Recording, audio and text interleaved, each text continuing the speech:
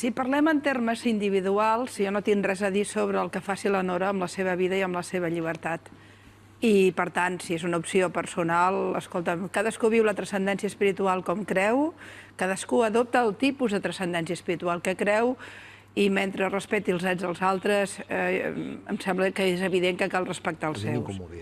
Una cosa és això i una altra molt diferent, posat en context, l'embolic considerable que tenim en determinades ideologies vinculades a l'islam, no dic l'islam, dic en determinades ideologies, que ens ha creat un problema d'ideologia totalitària molt seriós al món, amb l'obsessió en l'opressió de la dona que es produeix per part d'aquestes ideologies i que es tramet d'una manera molt clara en lleis penals brutals, fins i tot sota pena de mort, a molts països membres de la ONU i amics nostres.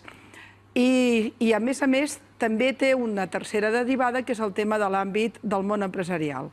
La Nora deia amb intel·ligència i de manera molt ben argumentada que el dret a cadascú vestir com vulgui és un dret que ha d'estar regulat, que de fet està regulat en la Carta de Drets Humans. Crec que no és exactament així, però ho puc entendre com a interpretació. I que qui és ningú per dir com s'ha de vestir perquè un continua sent el mateix. Això no és del tot cert. Una empresa privada pot decidir que no vol que vagis vestida gòtica, encara que sigui la teva personalitat, perquè considera que no li va bé per la seva marca comercial. Una empresa privada pot decidir que portar un senyal... No estic fent cap comparativa, vull posar exemples una mica extrems, que portar un tatuatge nazi no el permet perquè no és bo, per molt que sigui la identitat del personatge, diguem-ne, en aquell cas. I una empresa pot decidir que no vol cap símbol religiós. Seria discriminació si digués símbols catòlics o símbols d'una altra mena, sí, els musulmans no. Però que una empresa digui jo no vull que hi hagi en la meva marca comercial i per les raons que siguin que tinguin a veure amb el seu dret també a fer el que vulgui amb la seva pròpia marca, escolti, miri, jo no vull que hi hagi símbols religiosos. Bé, si per tu és tan important posar el símbol religiós a tot arreu, no podràs treballar en aquella marca concreta perquè xoquen dos drets. Certament xoca el dret de la persona a portar un símbol religiós, però xoca el dret de l'empresa a dir jo vull que portin corbata. Escolta, la gent que no estima la corbata potser no hi pot treballar allà perquè la corbata és obligatòria. És a dir, jo em sembla que la Nora ha fet un discurs molt bonic, de drets universals i etc., però no ha recordat una cosa fonamental. El propietari de l'empresa també té dret a dir com vol que la seva gent vesteixi. És discriminatori? Sí. Escolta, hi ha llocs en els quals no pots anar amb texans. Ah, doncs, escolta, és una discriminació. No hi entris. No hi entris. És a dir, estem parlant del dret que té un empresari i una marca comercial a vendre un determinat producte que pot passar perquè els símbols religiosos es quedin a casa, que al capdavall és la gran conquesta de la modernitat. Però jo en això soc molt clara, tots els símbols religiosos, no en parlo d'un concret, tots els símbols. Quina és la conquesta del segle XX? Quina és la conquesta de la democràcia, en el fons? Fonamentalment vinculada en aquell cas amb el catolicisme, que era el dominant en el moment. Era que els déus se n'anaven a casa i en la casa de tots, que eren les lleis, es regulava per la mirada terrenal i no per la mirada espiritual. I això és especialment important en el moment en el que tenim una pressió molt seriosa de determinats sectors clarament extremistes vinculats a l'islam que intenten fer lleis paral·leles que van reduint les lleis de les dones a les societats occidentals. Ja no cal dir a determinats països on això desgraciadament passa.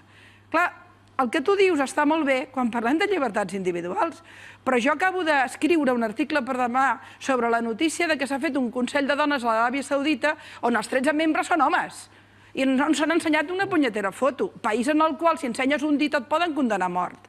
Aleshores, això de la llibertat ja no m'ho crec tant, m'ho crec en la Nora i en totes les Nores que hi deu haver, que deuen ser moltes.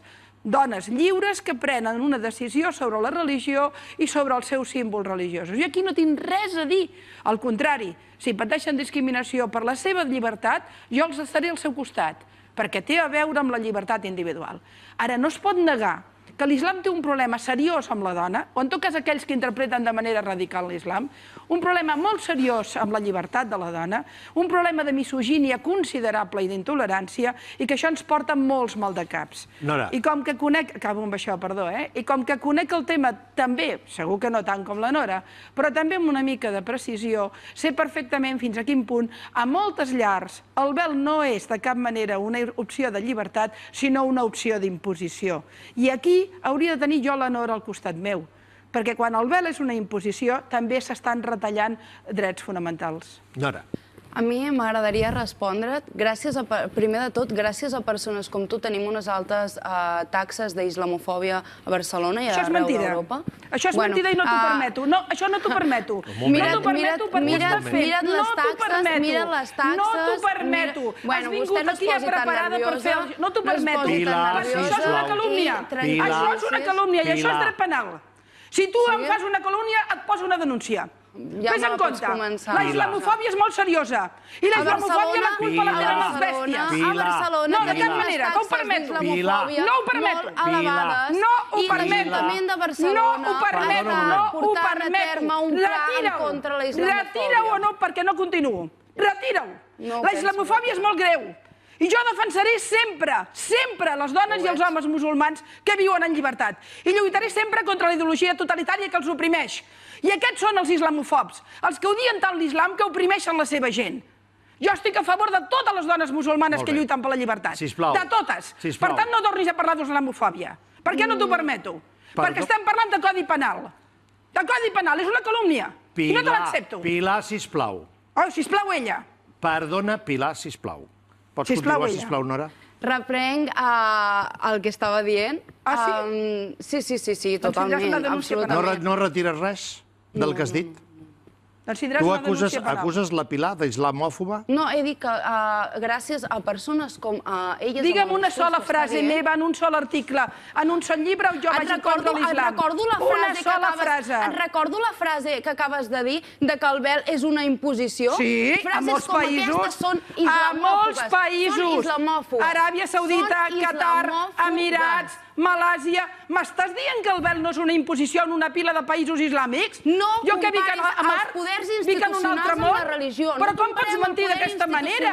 Però si hi ha condenes de pena de mort. No comparem el poder institucional amb la religió, perquè els polítics poden fer i desfer de forma arbitrària el que volen amb la vida de les persones. D'acord? Aquí no hi entra la religió. La religió és una creència creencia espiritual, un sistema de vida que segueixen les persones. D'acord? Llavors, doncs, en el moment en què estàs dient que el vel és una cosa imposada, estàs malmetent contra l'islam. Nora, un moment. Jo he dit... No, estàs mentint.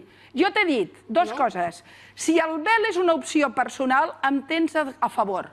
Si el vel és una imposició, tenim un problema amb la llibertat. He dit aquesta frase, no n'he dit una altra. Aquesta en concret. T'he dit, si tu en la teva llibertat per portar vel tens un tema de discriminació, jo estaré al teu costat. Però si hi ha una dona que per imposició l'ha de dur, també estaré al seu costat. I aquesta és la posició que hauries de tenir tu. La islamofòbia té a veure amb l'esclavatge de les dones i amb l'esclavatge dels homes. Sisplau, un moment. No en pensar lliurement. Un moment, Pilar. Deixem ja de dir als altres quina posició han de tenir. Deixem que tinguin la que lliurement han volgut tenir. M'agradaria, perquè ja no m'ho permet a mi, No, ja, però deixa'm dir-ho això, perquè és que si no, aleshores sembla que no estem a favor de que tinguin la llibertat que tenen si no coincideix amb la nostra. No t'entenc ara, Josep. Ja ho sé, però podria entendre's així. Per això faig aquest matís, perquè no s'entengui malament. Continua, Nora, i acabem, sisplau. Bé, sobre la reflexió global. Si tu fas una opció personal de llibertat religiosa, consideres en algun moment que la teva llibertat religiosa condiciona la teva llibertat com a dona?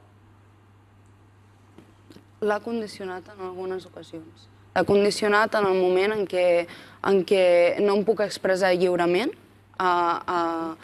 que tenen que opinar sobre mi persones sense coneixement sobre l'islam i més donant discursos en el que és un discurs discriminatori cap a la pròpia dona musulmana i que, independentment si tu escolleixes portar vel o no, és la teva elecció.